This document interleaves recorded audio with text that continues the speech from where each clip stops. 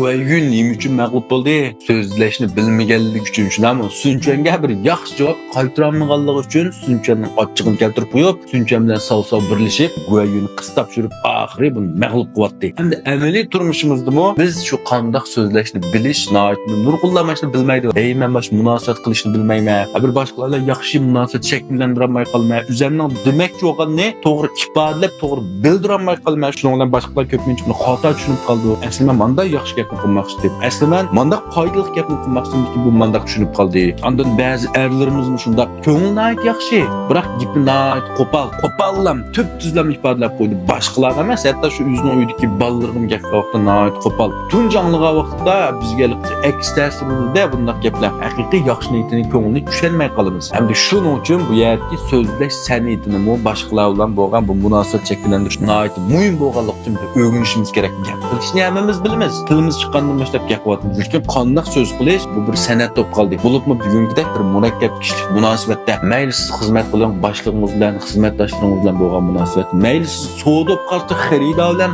qanday parangishish, filmda masalan bu qasmimiz qanday qilish, boshqalarning ko'nglini qanday tutishni muhim, shunami? Shuning uchun bu yerda men so'zlash san'atiga doir boshqalar bilan bo'lgan har xil munosabat usullariga doir bu kitobni olib keldim.